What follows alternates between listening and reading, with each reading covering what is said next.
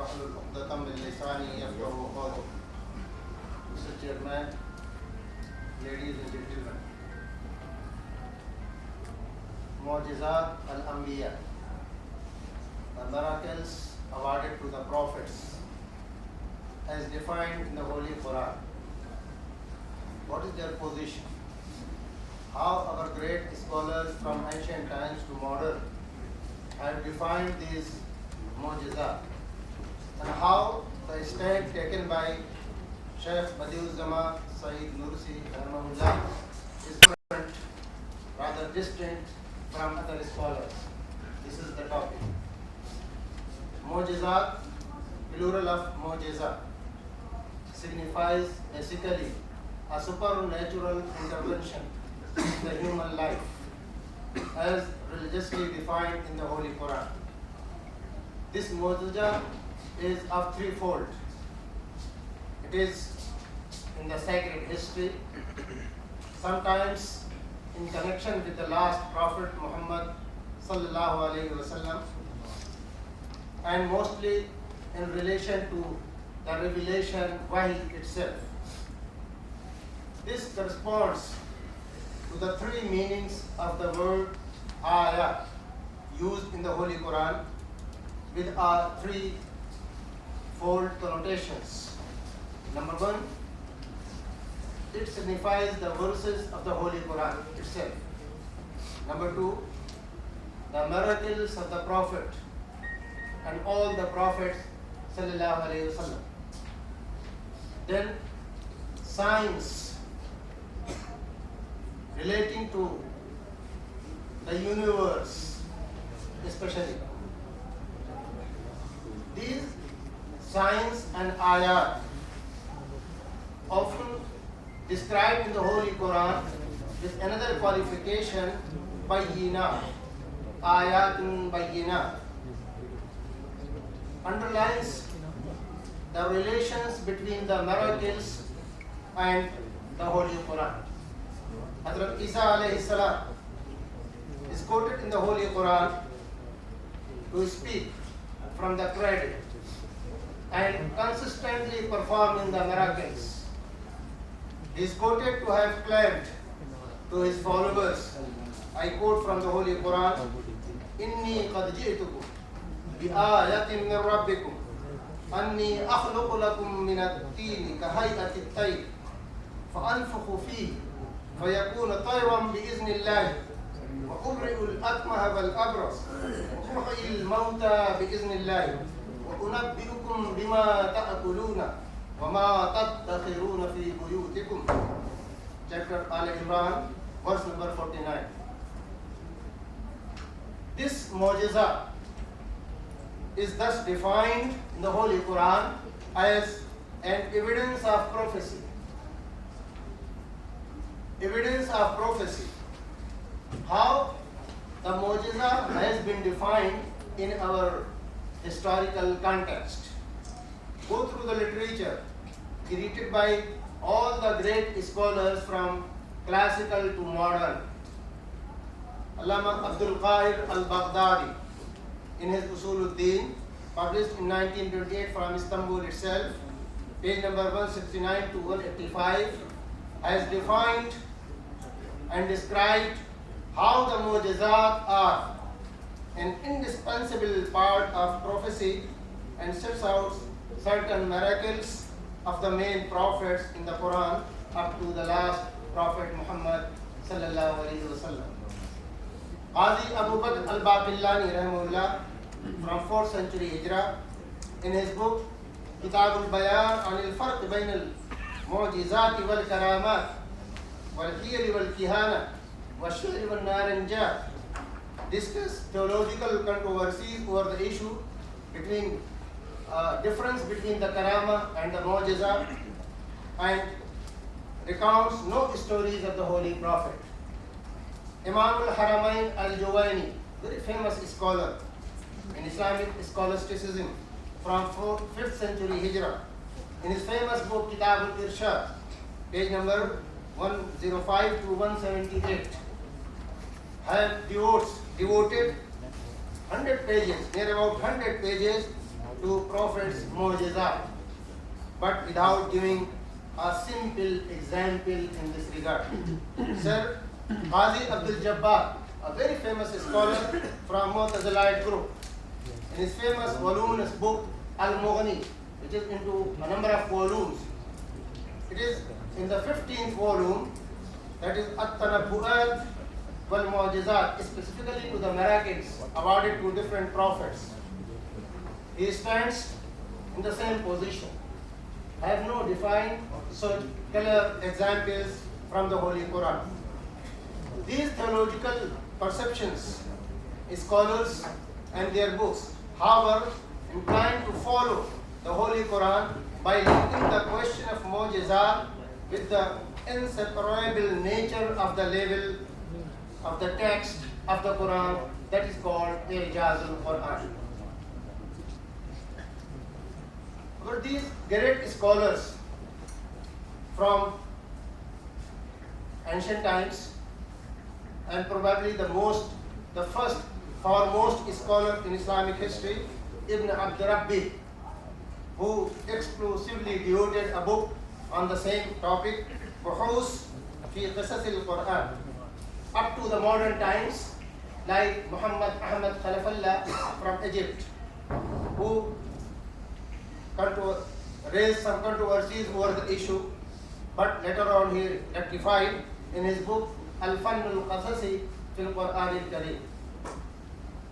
All these great scholars in the Islamic history have discussed the objective of these great miracles defined in the Quranic paradigm and have provided only 5 basic objectives. Number 1, to provide a relaxation from the psychological pressure to be built up by the Meccan pagans upon Muhammad and his followers. The Holy Quran itself categorically defined وَكُلًّا نَقُصُّ عَلَيْكَ مِنْ أَنْبَاءِ الرُّسُلِ مَا نُثَبِّتُ بِهِ فُؤَادَكَ وَجَاءَكَ فِي هَذِهِ الْحَقُّ وَمَوْعِظَةٌ وَذِكْرَى لِلْمُؤْمِنِينَ. Chapter Hud, verse number 120. Number 2, declaration of the superiority of the last prophet over other prophets. The Holy Quran itself declared in chapter Luqman, verse number 21, وَأَسْبَغَ عَلَيْكُمْ نِعَمَهُ ظَاهِرَةً وَبَاطِنَةً. Imam Salabi has defined this word zahiratan, the bounties which may be seen, as those favors, priorities and benevolences of God over Prophet Muhammad ﷺ, and relaxation from those ancient laws revealed in the older scriptures. Third, persuasion and incitement. For that, the Holy Quran has adopted 2 methods. 1, narrating some appreciating aspects or specific tale of a prophet. Second, narrating some rotten aspects of the tale, horrifying the enemies of Islam. Fourth, portraying the opposition to the truth, how different peoples and nations opposed the truth and what was the result of that conflict. Sixth, horrifying the opponents of truth themselves. Go through, for example, the chapter Al-Qamar. We find how the Holy Quran has repeatedly used the term فَكَيْفَ كَانَ عَذَابِي وَنُذُرِ. Very horrifying position. These objectives narrated by these great scholars in our Islamic history of the tales of the miracles, mu'jizat, as defined in the Holy Quran, have no such rational arguments.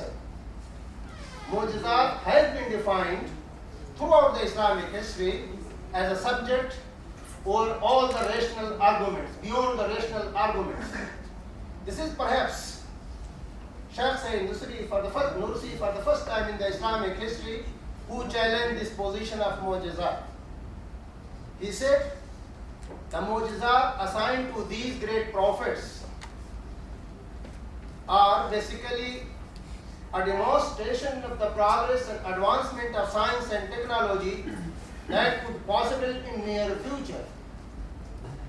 And these were demonstrated by these holy prophets who demonstrated the perfection in their spiritual and metaphysical personalities, as well as excellence and perfection in the material progress and scientific advancement also. So the model of the Prophet, as defined by Sayyid Nursi in the world, is not only the model in the spiritual world, but model in the scientific and technological advancement also. For that, he has quoted a number of verses and a number of miracles, one by one. I quote only 2-3 cases here, sir, due to a short of time. For example, he has quoted for space technology, how it is defined in the Holy Quran in the form of miracles.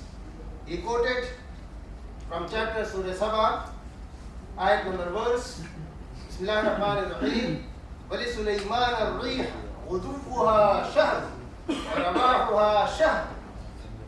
How this journey became possible for Hazrat Solomon alayhi salam, the whole journey within 1 month.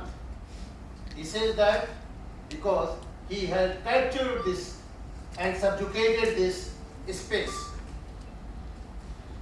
Second, from chapter Anbiya, he has quoted verse number 81, وَلِسُلَيْمَانَ الرِّيحَ عَاصِفَةً تَجْرِي بِأَمْرِهِ إِلَى الْأَرْضِ الَّتِي بَارَكْنَا فِيهَا.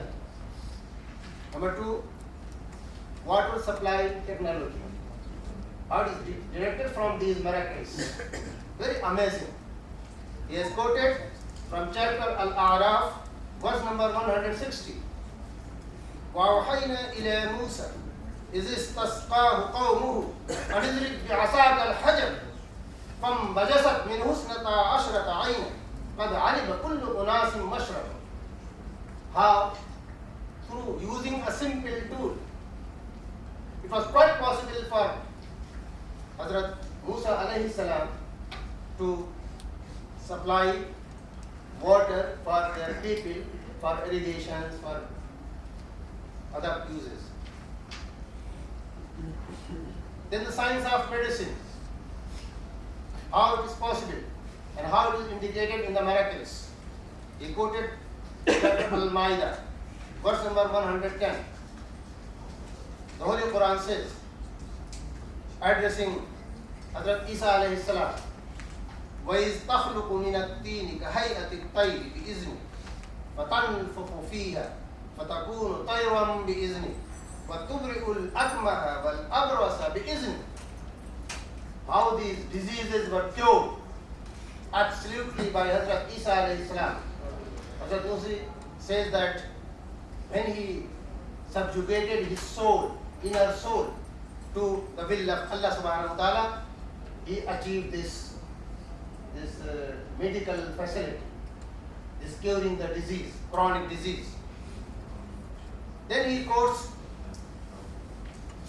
for craft and industry from the miracles of the Prophet as assigned to these great legendaries of the history as defined in the Holy Quran.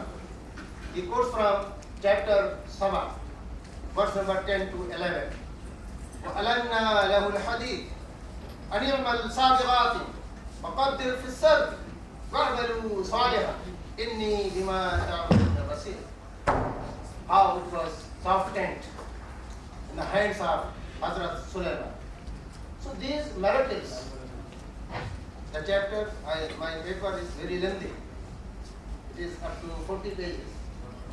This, how he has defined these great miracles awarded to the Prophet sallallahu alaihi wasallam, he has given a new horizon to see how these miracles could be possible in future to be realized by the human beings when they follow the path of Islam. Thank you, sir. Assalamu alaikum wa rahmatullahi wa barakatuh.